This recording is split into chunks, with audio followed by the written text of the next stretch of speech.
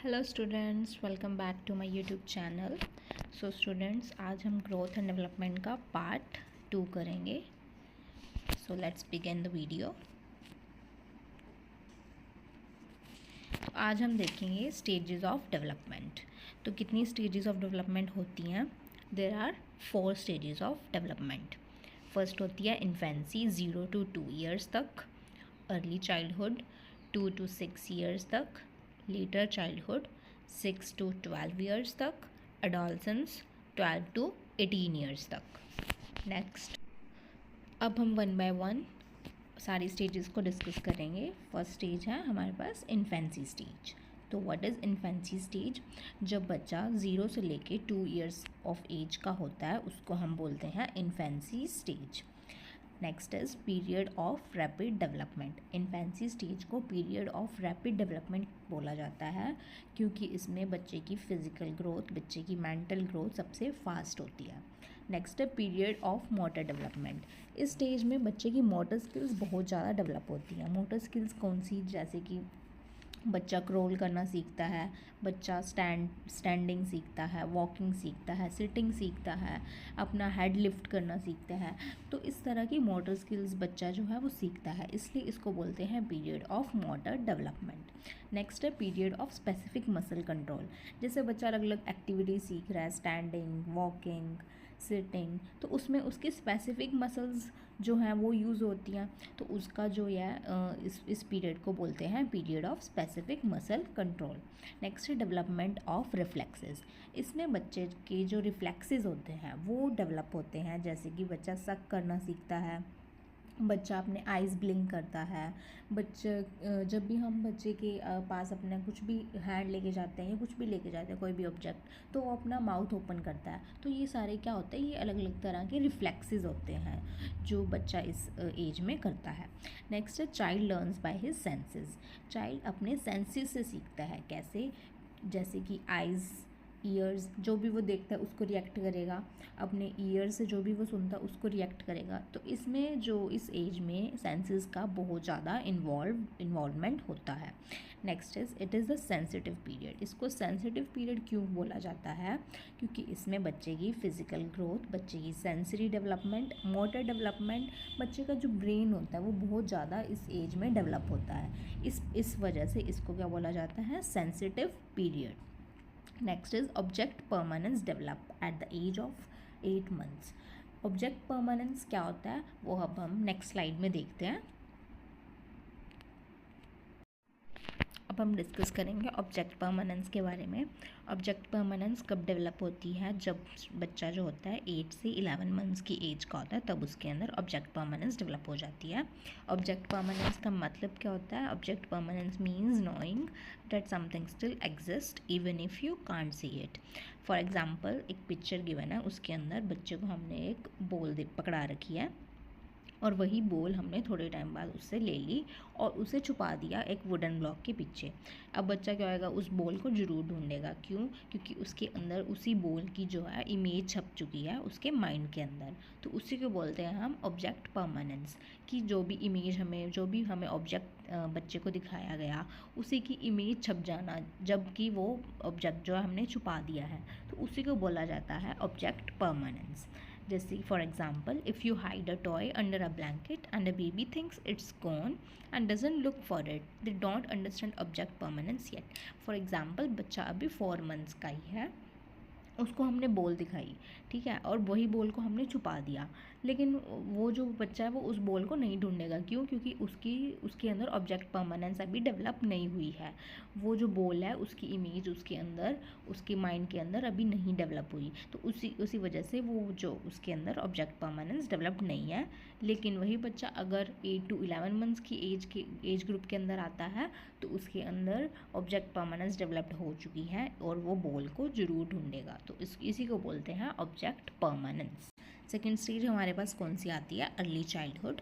Early childhood का time period क्या होता है? 2 to 6 ईयर्स। जब बच्चा 2 से 6 साल के बीच में होता है उस पीरियड को हम क्या बोलते हैं? Early childhood period. इसको हम toy age, play age and pre gang age बोलते हैं। Toy age, play age and pre gang age क्यों बोलते हैं? क्योंकि इसमें बच्चा सारा दिन देखो, आप देखोगे 2 से 6 साल के बच्चे सारा दिन टॉयज़ के साथ खेलते रहते हैं, सारा दिन इधर उधर भागते रहते हैं, मतलब मस्ती में रहते हैं, खेलते हैं। Play age, toy age, pre gang age, अभी वो गैंग्स में ही रहता, वो अकेले रहना, मतलब अकेले भी उसको टॉयज़ मिल जाएंगे तो वो मस्त रहते हैं, है ना। तो इस वजह से इसको ये सारे नाम दिए गए हैं। Next stage of rapid language development. आपने देखा होगा जो 2 से 6 साल का बच्चा होता है वो बोलना सीखता है, उसी को मतलब अलग अलग वर्ड सीखता है, मम्मा पापा या कुछ भी, मतलब अलग अलग सेंटेंस सीखना, छोटे छोटे सेंटेंस से स्टार्ट करता है। तो इसमें क्या होता है, बच्चे की जो लैंग्वेज होती है वो सबसे ज़्यादा रैपिड डेवलपमेंट लैंग्वेज की अर्ली चाइल्डहुड में होती है। ओके, तो ये बहुत बार पूछा जाता है कि लैंग्वेज का मतलब लैंग्वेज कब डेवलप होती है, तो अर्ली चाइल्डहुड में। Next is physical development is also fastest. इसमें फिजिकल डेवलपमेंट भी बच्चे की बहुत ज़्यादा फास्ट होती है। Child values friendship and play more. Child देखिएगा यहाँ पे, मतलब चाइल्ड के ना छोटे छोटे मतलब ऐसे फ्रेंड्स बने होते हैं, है ना, उसी के एज के, और उनके साथ सारा दिन वो खेलने में ही मतलब व्यस्त रहते हैं। Child becomes more social. बच्चा जो है वो कभी इधर भागता है कभी उधर भागता है, मतलब कि वो सोशल हो जाता है बहुत ज़्यादा। Next is development of fine motor skills. इस एज में क्या होता है, बच्चे की फाइन मोटर स्किल्स बहुत ज़्यादा डेवलप हो जाती हैं। फाइन मोटर स्किल्स कौन सी हैं, लाइक लिखना सीखता है वो, है ना, क्योंकि वो स्कूल जाना सीखता है, फिर उसमें वो लिखता है, ड्राइंग करता है, कोई भी ऑब्जेक्ट को होल्ड करना, टॉयज़ के साथ खेलना। तो उसमें क्या होता है, उसकी अलग अलग मोटर स्किल्स जो हैं वो डेवलप हो रही होती हैं, जिसको हम बोलते हैं फाइन मोटर स्किल्स। अब नेक्स्ट स्टेज को देखेंगे हम, डैट इज़ चाइल्डहुड की ही पार्ट होता है, डैट इज़ लेटर चाइल्डहुड। ये कौन सी एज से स्टार्ट होती है, 6 to 12 ईयर्स के बीच में, इसको हम बोलते हैं later childhood age. Next is it is known as gang age और स्कूल गोइंग एज। इसको गैंग एज क्यों बोलते हैं, क्योंकि इसमें आप देखोगे जो बच्चे होता है, बच्चे के अलग अलग ग्रुप्स बन जाते हैं, है ना, वो अपनी ही एज के ग्रुप्स में मतलब रहना पसंद करता है। जब वो स्कूल जाता है तब भी उसके क्या होते हैं, 1-2 मतलब जो भी उसके छोटे छोटे ग्रुप्स बन जाते हैं, तो इसको हम बोलते हैं gang age. And school going age, क्योंकि इस एज में जो 5 to 6 ईयर्स, इसमें ही बच्चे को स्कूल में भेजा जाता है, तो ये स्कूल गोइंग एज है। Next is strong social groups are formed. जैसे कि हमने देखा कि इसमें सोशल ग्रुप्स उसके फॉर्म हो जाते हैं, उसी के फ्रेंड्स मतलब बहुत सारे फ्रेंड्स बन जाते हैं, गैंग एज इसको बोला जाता है। लॉन्ग टर्म फ्रेंडशिप एज, इसमें जो उसी के वही चाइल्डहुड फ्रेंड्स जो हैं वो बनते हैं, उसके लॉन्ग टर्म तक वही फ्रेंड्स रहते हैं, तो उसको बोलते हैं long term friendship age. Elementary school age, as child starts going school, इसको एलिमेंट्री स्कूल एज बोला जाता है, क्योंकि चाइल्ड जो है वो स्कूल जाना स्टार्ट करता है इसी एज में। Next is slow physical growth. इस एज में क्या होता है, बच्चे की जो फिजिकल ग्रोथ होती है वो स्लो होती है। So this was about later childhood age. Next हम देखेंगे अडोलेसेंस। अडोलेसेंस कौन से एज ग्रुप में होती है, 12 to 18 years of age. Adolescence को कौन सा पीरियड बोला जाता है, इसको बोला जाता है transitional period between childhood and adulthood. जब बच्चा ना तो पूरी तरह से चाइल्ड होता है, ना ही वो पूरी तरह से उसको अडल्ट माना जाता है, तो इसे बोला जाता है इस वजह से transitional period between childhood and adulthood, मतलब उन दोनों के बीच वाला पीरियड, उसी को बोलते हैं अडोलेसेंस। इसको हम टीनेजर्स के नाम से भी बोलते हैं। Next is it is also known as bridge period and golden period. Bridge period क्योंकि ये ब्रिज का काम करता है, जैसे कि ये चाइल्डहुड और अडल्टहुड को कनेक्ट करने का काम करता है, तो इस वजह से इसको बोलते हैं bridge period and golden period. Next is child goes through major physical, social and hormonal changes. Child जो है उसके अंदर इस पीरियड में बहुत सारे मेजर चेंजेस देखे जाते हैं, like physical, social, hormonal changes. Physical भी उसका स्ट्रक्चर चेंज हो जाता है, गर्ल्स के अंदर अलग चेंजेस होते हैं, बॉयज़ के अंदर अलग चेंजेस देखे जाते हैं फिजिकल अपीयरेंस में। सोशल में उसके सोशल ग्रुप्स बन जाते हैं, तो सोशल चेंजेस भी बहुत होते हैं, हार्मोनल चेंजेस भी होते हैं, ठीक है। तो child goes through many major changes. Next is it is also known as stress and storm period by Stanley. एक स्टैनले है, स्टैनले ने इनको क्या बोला है, इस पीरियड को स्ट्रेस एंड स्ट्रॉम पीरियड, मतलब कि स्ट्रेसफुल पीरियड बोला है, क्योंकि एडोलेसेंस जो होते हैं वो क्या होता है, ज़्यादा स्ट्रेस लेने लग जाते हैं उनके अपीयरेंस को लेकर, उनकी ग्रुप्स को लेकर, उनकी अलग अलग मतलब आइडेंटिटी क्राइसिस होते हैं कि वो कौन है, या तो वो चाइल्ड हैं या वो अडल्ट हैं, वो बीच बीच में होते हैं, तो इस वजह से उनको आइडेंटिटी क्राइसिस होते हैं। तो इसलिए इस वजह से इसको स्ट्रेस एंड स्ट्रॉम पीरियड बोला है स्टैनले ने। Next is period of identity crisis. वो जो बच्चा होता है वो क्या होता है, वो अपनी आइडेंटिटी को ढूंढता है कि वो मैं कौन हूँ। ना तो मैं चाइल्ड हूँ, क्योंकि वो चाइल्डहुड में तो अभी है नहीं, ना ही वो अडल्टहुड है। तो वो बीच वाला पीरियड जो होता है वो उसके लिए बहुत ज़्यादा स्ट्रेसफुल होता है, इसलिए वो आइडेंटिटी क्राइसिस आते हैं उसके लिए, वो अपनी आइडेंटिटी को ढूंढने लग जाता है। Great influence of peers. इसमें क्या होता है, हमारे जैसे हमारे फ्रेंड्स करते हैं, जैसे हमारे पीयर ग्रुप करता है, वैसा ही हम बनना चाहते हैं। जैसे कोई ज़्यादा वो शो ऑफ कर रहा है तो हम भी कहेंगे कि हाँ, मतलब अडोलेसेंस एज में ये होता है कि मतलब जो एक फ्रेंड करता है तो दूसरा फ्रेंड भी उसी की तरह बनना चाहता है, ठीक है। तो this was great influence of peers. Next is abstract thinking develops. इसमें क्या होती है, एब्स्ट्रैक्ट थिंकिंग डेवलप हो जाती है, मतलब कि जो हमारे सामने जो अभी हम कभी हुआ भी नहीं, जो हमने कभी देखा नहीं, तो उसके लिए भी हम मतलब कि एब्स्ट्रैक्ट थिंकिंग करने लग जाते हैं, मतलब कि हम ड्रीमिंग करने लग जाते हैं, इस वजह से इसको बोलते हैं एब्स्ट्रैक्ट थिंकिंग डेवलप्स। नेक्स्ट हम देखेंगे nature versus nurture. Development is a product of heredity and environment. अगर हमसे पूछा जाए कि डेवलपमेंट जो है वो किस चीज़ का प्रोडक्ट है, ना ही तो वो अकेला हेरिडिटी से इन्फ्लुएंस हुआ है, ना ही जो हमारी डेवलपमेंट है अकेला एनवायरनमेंट से इन्फ्लुएंस्ड है, ये दोनों का ही प्रोडक्ट है। Development is a product of heredity and environment both.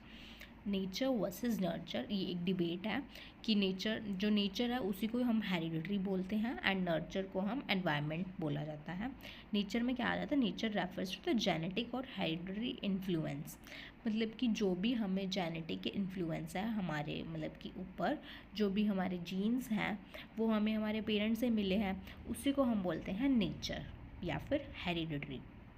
जैसे कि हमारा फिज़िकल अपीयरेंस, हमारी हाइट कितनी होगी, वो बेसिकली हमारे पेरेंट्स के ऊपर डेवलप होती है कि जितने हमारे पेरेंट्स का जैसा फिज़िकल अपीयरेंस है हम उनकी तरह ही दिखते हैं। हमारा स्किन कलर क्या है मोस्टली वो भी हम हमारे जो हेरिडिटरी मतलब वो मटेरियल है उस पर डिपेंड करता है। तो दिस वाज अबाउट नेचर। जैसे कि ब्लू आइज़ फ्रॉम पेरेंट्स, हमारे आइज़ का कलर्स कैसा है, हमारे सिंगिंग, टैलेंट ऑफ सिंगिंग, ये सब हमारे क्या होता है, ये हेरिडिटरिकल मतलब कि एस्पेक्ट्स होते हैं कि वो हेरिडिटरी से ही वो होते हैं, इन्फ्लुएंस होते हैं। Next is nurture. नर्चर होता है जो भी एनवायरनमेंट का डेवलपमेंट के ऊपर इन्फ्लुएंस होता है, उसको हम बोलते हैं नर्चर। तो जैसे कि डेवलपमेंट के ऊपर एनवायरनमेंट का क्या इन्फ्लुएंस है, उसके अंदर क्या डेवलपमेंट हुई है बच्चे के अंदर, उसकी पर्सनैलिटी कैसी है, उसका बिहेवियर कैसा है, उसका way of talking, way of behaviour, तो ये सब जो होते हैं ये सारे करेक्टर्स जो हैं ये एनवायरनमेंट पे डिपेंड करते हैं कि उसको एनवायरनमेंट कैसा मिल रहा है, ना कि उसके जेनेटिक फैक्टर्स पे। जैसे कि एग्जांपल में गिवन है प्रैक्टिस्ड पियानो स्किल्स, जैसे कि वो प्रैक्टिस करेगा पियानो स्किल्स तो डेफिनेटली उसने प्रैक्टिस करी है तो उस वजह से उसकी पियानो स्किल्स जो हैं वो बढ़िया हुई हैं। Next is learn cultural norms, उसने कल्चरल जो एक्टिविटीज़ हैं उनमें वो पार्ट लेता है तो उस वजह से उसको कल्चरल नॉर्म्स जो हैं, कल्चरल एक्टिविटीज़ वो सब आती हैं। तो this was about development is a product of hereditary and environment. Domains of development. There are 4 domains of development: physical, social, emotional and cognitive. physical domain में क्या होता है, जैसे कि बच्चे की ग्रोथ कैसी है, उसकी हाइट, वेट, उसका चाइल्ड की बॉडी डेवलपमेंट, मसल्स डेवलपमेंट, उसके सेंसेस डेवलपमेंट, तो ये सब हमारे फिजिकल ग्रोथ में आ जाता है। Next is social domain. Next इसमें क्या होता है कि बच्चे का way of talking, way of playing, कि उसका सोशल ग्रुप कैसा है, उसकी सोशल इंटरेक्शन कैसे है उसके फ्रेंड्स के साथ, उसके ग्रुप्स के साथ, उसके मतलब फैमिलीज़ के साथ उसकी इंटरेक्शन कैसी है, तो उसका बिहेवियर कैसा है, तो ये सब आ जाता है सोशल डोमेन के अंदर। Next is emotional domain. Emotional domain में कि वो अपने बारे में क्या सोचता है, बच्चा जो है वो अपने बारे में, उसके फीलिंग्स क्या हैं, उसके थॉट्स क्या हैं, वो अपने आप को कैसा देखता है, वो अपने आप की केयर कैसा करता है, मतलब उसकी इमोशनल डोमेन के अंदर आ जाता है ये सब। Next is cognitive cognitive domain. Cognitive domain में क्या होता है, जो भी चिल्ड्रन जो है वो थिंकिंग करना, रीजनिंग करना, जो भी मतलब किसी चीज़ को भी लेके, किसी प्रॉब्लम को लेके, जो वो किस तरह से वो उस प्रॉब्लम्स को सॉल्व कर पा रहा है, ठीक है, उसको उसके बारे में किस तरह से उसको सोचता है, थिंक करता है, उसको कैसे समझता है, उसको बोलते हैं हम cognitive domain of development. So these were 4 domains: physical, social, emotional and cognitive. Next we will see factors influencing development. तो अब देखते हैं, हमने देखा ग्रोथ एंड डेवलपमेंट क्या होती है। अब ग्रोथ एंड डेवलपमेंट को जो मतलब फैक्टर्स कौन कौन से इन्फ्लुएंस करते हैं, there are 2 types of factors, internal and external factors. Internal factors और एक्सटर्नल फैक्टर्स, ये दोनों जो है ये डेवलपमेंट को इफ़ेक्ट करते हैं। इंटरनल फैक्टर्स के अंदर कौन कौन से फैक्टर्स, जैसे कि हमारे हेरिडिटरी फैक्टर्स, जो कि हमें हमारे पेरेंट्स से हमारे अंदर ट्रांसफ़र होते हैं। बायोलॉजिकल फैक्टर्स, जो कि हमारे हार्मोनल, जैसे कि हार्मोनल चेंजेस होते रहते हैं, किसी के अंदर हार्मोनल इनबैलेंस हो जाता है तो उसके अंदर अलग डेफिशिएंसीज हो जाती हैं, अलग डिसीज़ हो जाते हैं। इमोशनल फैक्टर्स, ये भी हमारे अंदर से इमोशनल फैक्टर्स, क्योंकि जब हमारा कॉन्फिडेंस जब हम अंदर से बिल्ट नहीं होता तो हमारे इमोशनली वीक होते हैं, तो ये सब हमारे इंटरनल फैक्टर्स हैं। Next is external factors. कौन से हैं, जब हम बाहर से हमें न्यूट्रिशन कैसा मिल रहा है, मतलब कि एनवायरनमेंट आफ्टर द बर्थ, हमारे मतलब कि बर्थ के बाद कैसा बच्चे को न्यूट्रिशन मिल रहा है, कैसे उसकी देखभाल की जा रही है, तो वो सब हम उसके एनवायरनमेंट में आ जाता है, एक्सटर्नल फैक्टर्स में आ जाता है। एनवायरनमेंट इन द वॉर्म ऑफ द मदर को वॉर्म के अंदर, बच्चे को वॉर्म के अंदर कैसा एनवायरनमेंट मिला।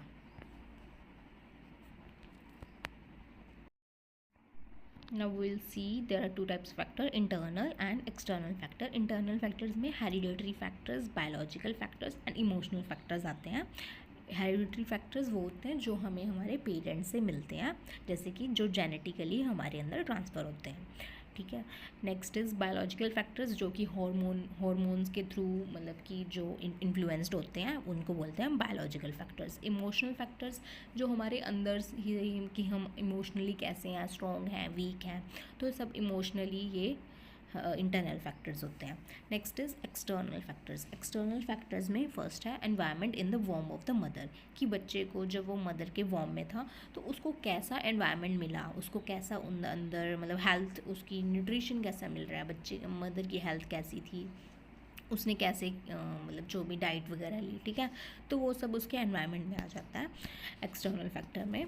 Next is environment after the birth, जब बच्चे का बर्थ हुआ तो उसको बाहर का एनवायरनमेंट कैसा मिला, ठीक है, तो उसकी केयर कैसे की जा रही है, तो उसका न्यूट्रिशन कैसा मिल रहा है, उसकी केयर, उसकी हेल्थ पे कैसा ध्यान दिया जा रहा है, तो वो सब उसके एक्सटर्नल एनवायरनमेंट में आ जाता है, एक्सटर्नल फैक्टर्स में। नेक्स्ट वैसे basically factor nutrition, genetics, environment, physical activity, sleep, ये सारे मतलब कि जो फिजिकल एक्टिविटी, स्लीप, ये तो हमारे एक्सटर्नल फैक्टर्स ही हैं, एनवायरनमेंट भी, लेकिन जो जेनेटिक्स हैं वो हमारा इंटरनल फैक्टर्स है। So this was all about our chapter growth and development. तो हमने ग्रोथ एंड डेवलपमेंट पार्ट 1 और पार्ट 2 दोनों वीडियोज़ में देखा और हमारा फर्स्ट टॉपिक जो है कवर किया। Thank you.